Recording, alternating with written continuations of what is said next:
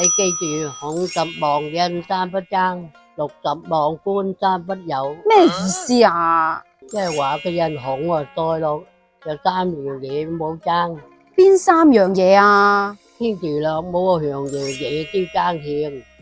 古人經常話32立、40不惑、50知天命，每個年齡都有佢嘅獨特之處。咁你依家經歷緊嘅又係邊一個年齡階段呢？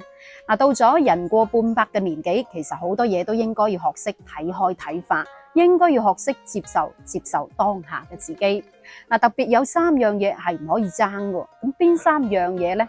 第一樣就唔好太過爭強好勝啦。後生仔就係血氣方剛，乜嘢都咬下頸，咩都爭下啫。但係人到咗50歲嘅時候，如果仲係一個計時炸彈咁，喐啲就發火，喐啲就同人哋爭，同人哋比，比完自己又比仔女，甚至搲爛塊面，乜都要爭贏，唔退讓，咁樣只會俾人哋當笑話咁睇。所以人到咗50歲啦，就唔好太過爭強好勝啦。咁第二樣又唔好爭乜呢？冇爭咁多名利嘅嘢。當你50歲嘅時候，生活已經基本上係定咗落嚟，好難發生咩大嘅變動。咁呢個時候就要學識放下同埋接受，唔好再沉迷去追逐啲咩名利啊、金錢利益上嘅嘢。譬如話《三國演義》裏面嘅董卓，佢係東漢末年三國時期嘅一位權臣。佢後生嘅時候深受老百姓嘅愛戴，因為佢幫皇帝打退匈奴嘅攻擊，係一位賢臣。但係到咗晚年嘅時候，就開始爭權奪利，仲為咗利益去濫殺無辜，最終成為史書上嘅笑話。所以話人過半百，唔好俾世俗嘅金錢名利嘅嘢左右，呢啲嘢係帶唔走嘅。咁第3樣又唔好爭乜呢？冇爭權，冇好話大事。如果話要活到老，操心到老，人到中年都仲要揸住個主導權唔放嘅，喺屋企樣樣都話晒事，咁樣其實未必係好事嚟嘅。樣樣都要話晒事嘅話，只會搞到一個家庭唔團結。因為一個人到咗50歲之後，身體同精力都比唔上後生嘅時候咁好，體能會下降，性情會大變，變得固執，容易發火，反應會變得遲鈍，已經唔再適合喺呢個屋企做揸 fit 人，做話事嗰個人噶啦。如果呢個時候都仲係要揸住個決定權，唔單止思維跟唔上時代，仲有可能會受到外界嘅影響，做錯決定。倒不如將個決策權交俾自己嘅仔女，一嚟可以磨練下佢哋，二嚟可以將自己置身事外，安享晚年。咁呢一個就係古人講嘅50忘人三不爭啦。你認為啱唔啱呢？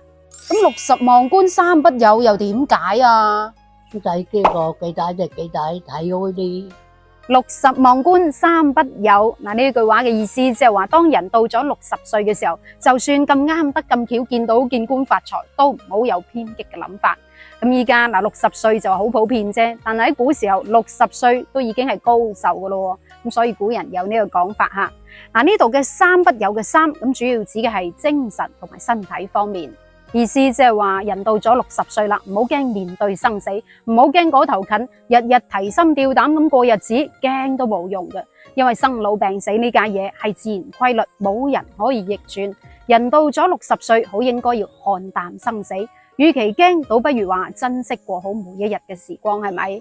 有句說話，神龜雖壽，猶有竟時。長壽龜咁長壽都有佢嘅期限啦，更何況人。咁第二樣呢？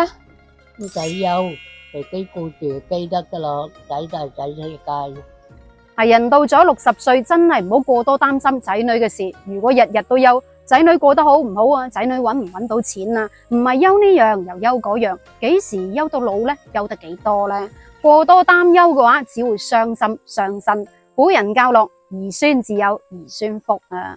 咁第3個不呢？唔使咁憂，一日之計係先。好小心過。你有冇發覺人嘅年紀越大，越多愁善感，越容易傷心嘅呢？一係就擔心自己，一係就接受唔到自己同周圍嘅生活發生變化，唔肯認老啊。例如話曹操咁計啊，後生嘅時候成就事業，係三國時期叱咤風雲嘅人物，但係到咗晚年嘅時候都唔肯認老啊，仲係咁雄心壯志啊，望見自己越嚟越老，反而覺得唔甘心，更加奮鬥不息。其實從身體嘅角度嚟講，未必係一件好事嚟嘅，因為憂愁得多對身體無益，倒不如樂觀啲，保持一個良好嘅心態，享受下天倫之樂，安享晚年，咁樣先會延年益壽噶嘛？你話啱唔啱呢？咁呢一個就係古人講嘅50望人三不爭，60望官三不有啦。嗱，其實呢句俗語嘅年齡界限放到依家未必啱使嘅，因為依家50、60歲嘅係常態，70、80歲嘅老人大把。但係呢句俗語就提醒咗我哋啦，人到咗一定嘅年齡就要保持一個良好嘅心態，少動氣，少操心，平淡安穩咁度過晚年生活，先至叫做精彩嘅人生。嗱，好啦，今期暫時分享住咁多，到最後想問下各位朋友仔，睇緊我視頻嘅又係邊個年齡階段嘅呢？留言話我知，我哋下一期再見，拜拜。